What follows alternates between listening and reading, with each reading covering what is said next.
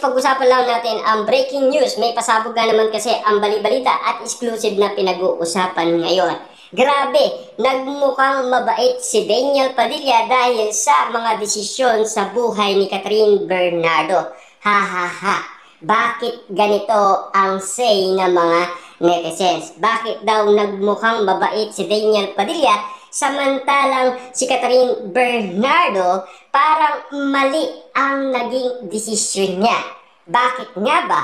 Dahil kay Mayor Mark Alcala. Ang tinutukoy kasi nila, mas red flag daw si Mayor Mark Alcala. Pero mas igit daw na red flag itong si Catherine Bernardo kesa kay Daniel Padilla. Kaya nga naman kasi binitawan na ni Daniel Padilla si Catherine Bernardo.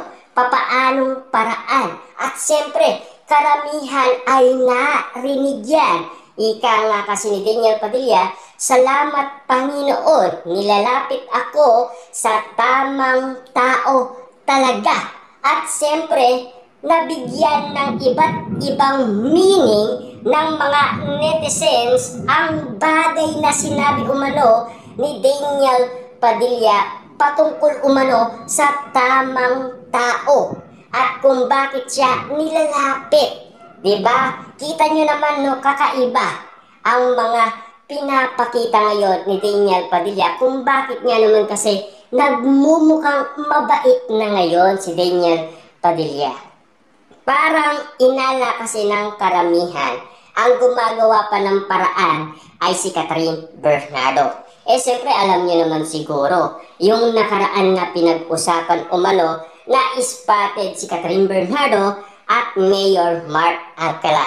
Hanggat wala kasing nakikita ang mga netizens at mga sausawerang kapitbahay, mahirap magsalita. Tulad na lamang kasi ng sinasabi nila, 2 beses spotted sa BGC at lalong-lalo na spotted umano sa Japanese restaurant at lalong-lalo na sa AB Clinic. Yan kasi ang kadalasan sinasabi umano ng bali-balita. Subalit, yung nakaraan na pumunta sila sa Australia, may iba't ibang mga napansin at nakita umano ang mga netizens at mga sausawerang kapitbahay kung bakit nagmumukhang mabait na si Daniel Padilla. Dahil ayon kasi sa karamihan, kawawang Catherine Bernardo. Grabe ang expectation pero bad choice ang pagpili ng jojowain ay isang politiko at lalong-lalo na isang red flag daw. Yan kasi ang sinasabi ng karamihan. Siyempre, kilala nga naman kasi si Mayor Mark Alcala. Papaano nga naman kasi hindi ba kikilala si Mayor Mark Alcala? Ganito ang naging issue. Diba? Last 2024, sila pa ni Mika. At meron tayong naririnig na mga issue na pumuporma kaagad itong si Mayor Mark Alcala kay Catherine Bernardo kahit na sila pa ni Mika Reyes, ang kanyang girlfriend, last 2024. Kaya nga naman kasi medyo nagkasamaan daw ng loob si Trina na matalik umanong kaibigan ni Catherine Bernardo dahil sa isyong Mayor Mark Alcala at Catherine Bernardo. Ayon kasi sa balita sa atin ni Christy Permin, nagkatampuan yan dahil pinapili ni Trina si Catherine Bernardo kung sino sa kanila ni Mayor Mark Alcala. At lalong-lalo na napili ni Catherine Bernardo walang iba kundi si Mayor Mark Alcala. At siyempre, dinedma lang ni Catherine Bernardo si Trina na matagal niya ng BFF. Kaya nga naman kasi kawawang Trina daw na baka merong nalalaman kung bakit nga naman kasi kontra siya kay Mayor Mark Alcala. Kaya ang pinag-uusapan, wala ng BFF na Trina si Catherine Bernardo.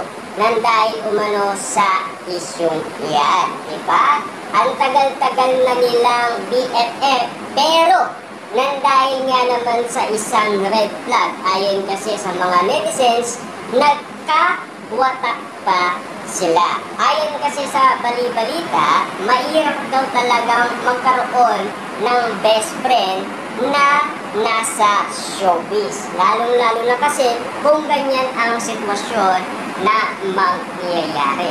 Na alam niyo naman siguro, no? Si Daniel Padilla, pinag-uusapan na uwian na, suko na, may nanalo na kay Catherine Bernardo, walang iba kundi si Mayor Mark Alcala. Samantalang nga naman kasi noong umawit nga naman itong si Daniel Padilla na merong congrats na kasunod doon sa kanyang inaawit.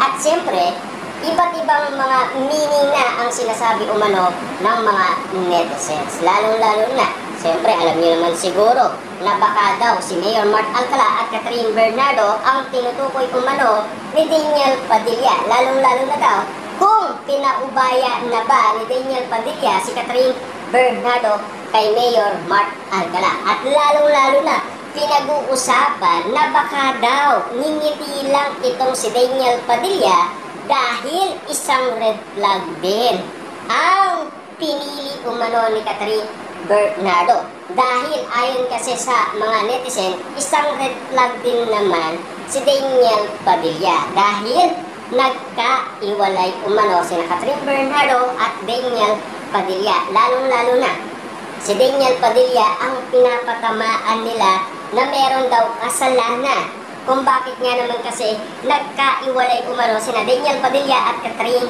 Bernardo. Pero ang lupit nga naman kasi ng mga naging papel ngayon ni Daniel Padilla at Catherine Bernardo dahil nagmumukhang mabait si Daniel Padilla sa mata ng tao. Dahil si Catherine Bernardo, mas nakikita nilang siya ang nagiging red flag ngayon. Eh siyempre, alam niyo naman siguro, di ba, kay Trina, nangyari na yun. At lalong-lalo na kay Daniel Padilla, di ba? Alam niyo naman siguro ang mga bali-balita ngayon. At lalo na Alden Richard, di ba? Nabalita na deadmaan na sila sa isa't isa. Yan kasi ang nililinaw sa ating na mga bali-balita, di ba?